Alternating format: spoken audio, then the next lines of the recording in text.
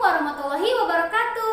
Nah, jadi kali ini kita akan membahas materi tentang pemanasan global. Selama berjuta-juta tahun lamanya, ekosistem di bumi dapat hidup dalam keteraturan. Semuanya berjalan secara lancar. Tidak ada satupun organisme yang dominan, sehingga dapat mempengaruhi atau bahkan merusak ekosistem yang ada. Kemudian, sekitar 350.000 tahun yang lalu, manusia muncul. Manusia memiliki kelebihan dari makhluk-makhluk lain. Ia dapat memanipulasi alam menggunakan alat yang ia kembangkan. Awalnya kegiatan manusia ini gak punya pengaruh yang signifikan terhadap alam, karena alam mempunyai caranya sendiri untuk mempertahankan keseimbangannya. Namun dalam 200 tahun terakhir, teknologi manusia berkembang sangat pesat. Demi menghasilkan kehidupan yang nyaman dan mudah, manusia menggunakan teknologinya secara brutal, mengubah sesuatu yang gak seharusnya diubah di alam, mengambil sesuatu yang seharusnya gak diambil dari alam,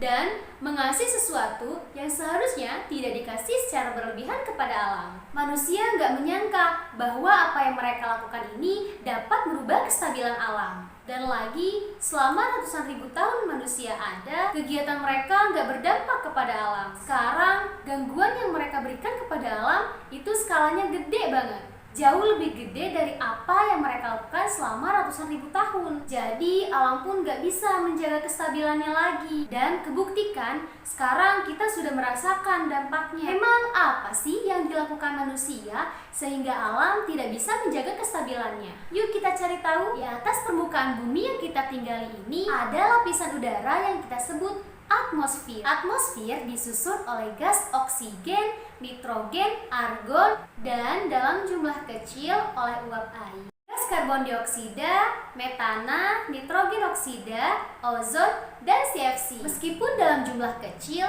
namun gas-gas tadi mempunyai pengaruh yang sangat besar karena gas-gas ini menyebabkan efek alamiah yang disebut efek rumah kaca. Efek rumah kaca pertama kali dicetuskan oleh fisikawan Prancis bernama Joseph Fourier di tahun 1824. Gimana sih proses terjadinya efek rumah kaca? Pertama-tama dimulai dari cahaya matahari dulu nih. Cahaya yang dipancarkan oleh matahari gak cuma dalam frekuensi cahaya tampak, tapi juga dalam frekuensi inframerah dan ultraviolet. Namun gelombang inframerah tidak dapat menembus uap air, gas karbon dioksida, metana, nitrogen oksida, ozon, dan CFC. Sehingga sebagian besar dari gelombang inframerah dipantulin balik ke angkasa. Sedangkan gelombang ultraviolet yang berbahaya untuk manusia diserap oleh ozon di udara. Jadi sebagiannya nggak nyampe ke permukaan bumi. Nah, cahaya yang lolos dari atmosfer diserap oleh permukaan bumi, baik tanah maupun laut, dan menyebabkan kenaikan suhu permukaan bumi. Terus energi cahaya tadi diradiasikan balik dalam bentuk gelombang inframerah.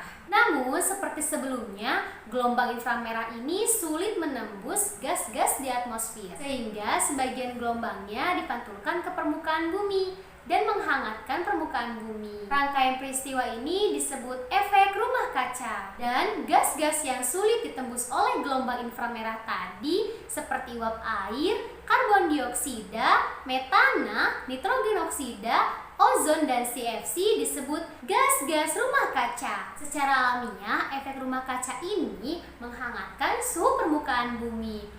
Jadi, kita bisa hidup dengan hangat dan nyaman. Tanpa efek rumah kaca, suhu permukaan bumi sangat dingin. Namun, kalau konsentrasi gas-gas yang gak bisa ditembus gelombang inframerah ini terus meningkat, maka akan banyak gelombang inframerah yang gak bisa keluar dari bumi dan mantul balik ke permukaan bumi. Akibatnya, suhu permukaan bumi ini akan terus meningkat. Dan kenaikan suhu permukaan bumi ini sedang nyata terjadi. Fenomena ini bisa disebut pemanasan global. Dampak penaikan suhu ini menyebabkan mencairnya es di daerah Greenland dan Antartika. Total kedua daerah ini sudah kehilangan 400 miliar ton es sejak tahun 1993. Akibatnya permukaan air laut jadi naik sekitar 3,2 mm setiap tahunnya atau 3,2 cm setiap 10 tahunnya.